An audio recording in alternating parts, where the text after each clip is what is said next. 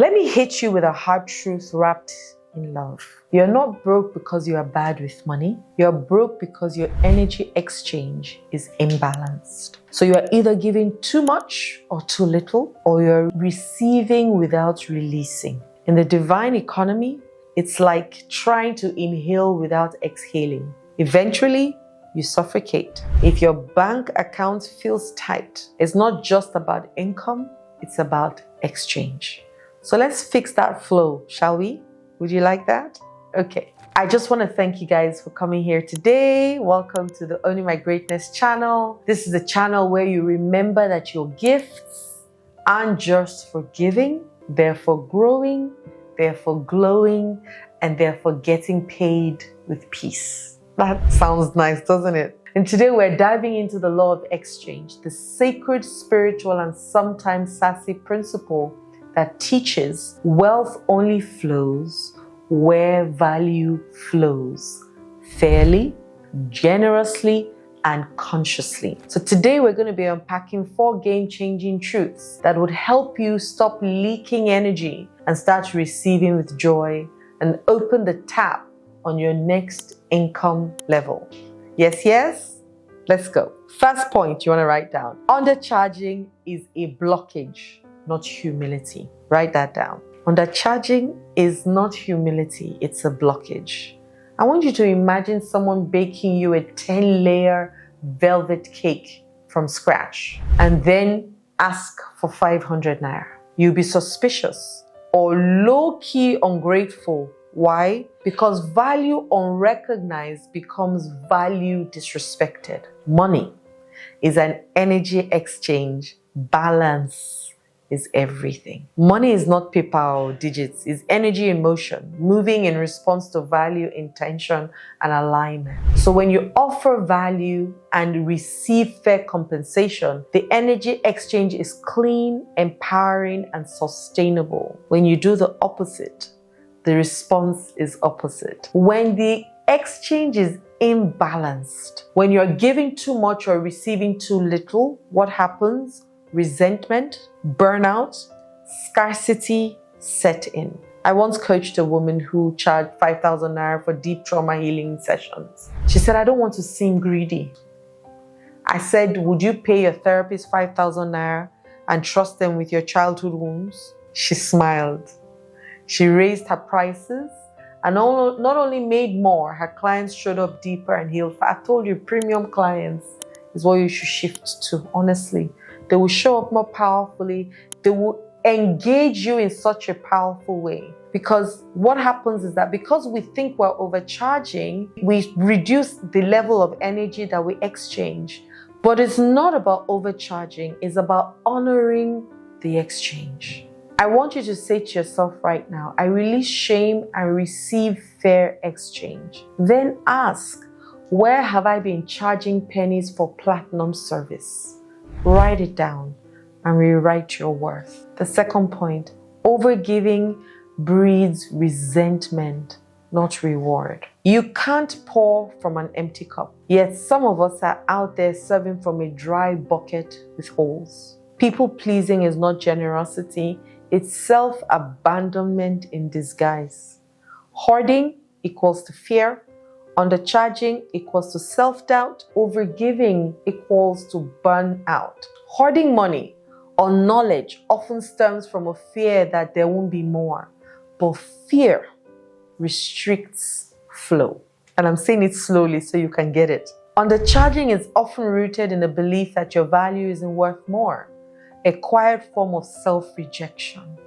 Who knows that? I've been there, so I know that it exists. Overgiving without boundaries may feel generous, but it drains your energy and lowers your effectiveness over time. And you know me, I have plenty stories. I had a friend who always said that I'm exhausted. I give so much and get nothing back. I asked, did you first ask for what you needed in return? She paused and answered quite honestly, no. Silence is not a fair exchange. It's self-sabotage. When you're silent about something you really feel strongly about, you're sabotaging yourself. You're not a charity. Even NGOs write grant proposals. So why are you out there working miracles in silence? You've got to. You've got to love yourself too much to not give yourself on a platter without people earning it. And you know one thing I realized?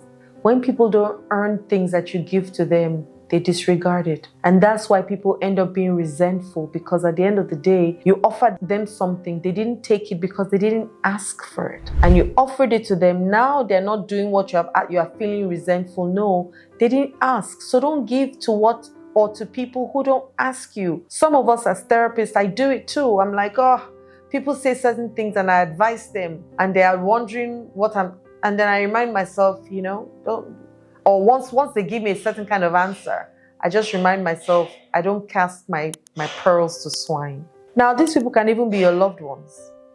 If people don't ask you for things, ask you for advice, ask you for help, don't give it. Don't run to people's rescue. They might be going through their own phase in life, and you have now come to shortchange them or make them repeat that thing over and over and over again because you didn't allow them. You didn't allow them experience their life path, as the case is. Another thing I want you to write down is hoarding your gifts starves your supply. Hoarding your gifts starves your supply. A river that refuses to flow becomes a swamp. Likewise, your gift unused becomes frustration bottled. God didn't bless you to hide.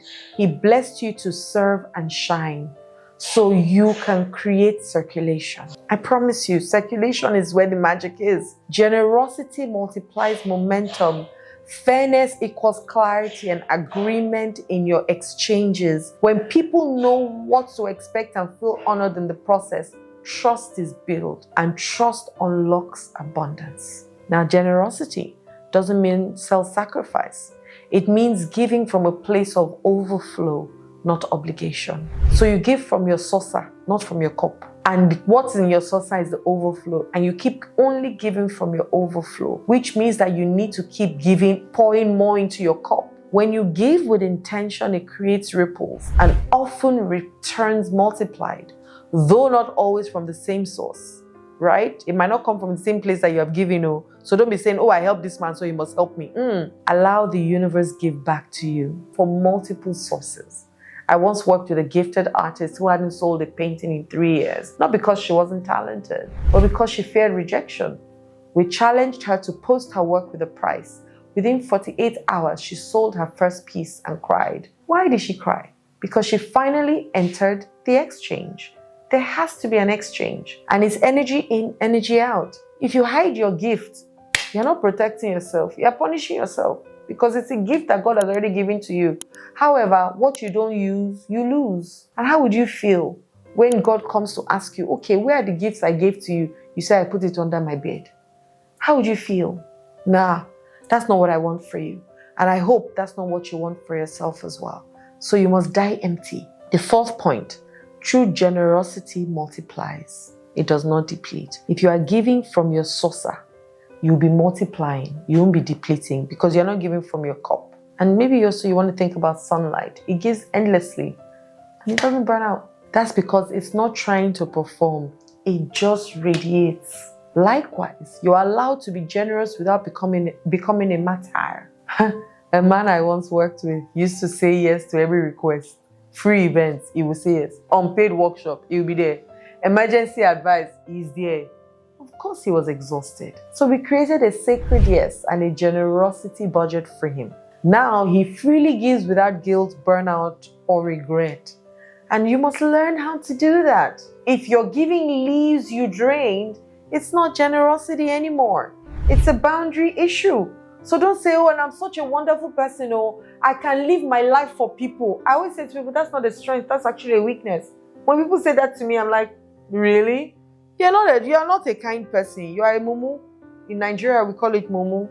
In English, mumu is that you have given people your buttons to press. Why would you want to do that? Sometimes say no. When people ask you why, you say, but when I say yes, I don't give you a reason. Why do I have to give you a reason for saying no? I say no with my full chest and a smile, right? Because I'd rather do the things that fill me up, that deplete me, or I get to a place and I'm complaining and grumbling, and even God will not bless me with that thing, because I went there grudgingly.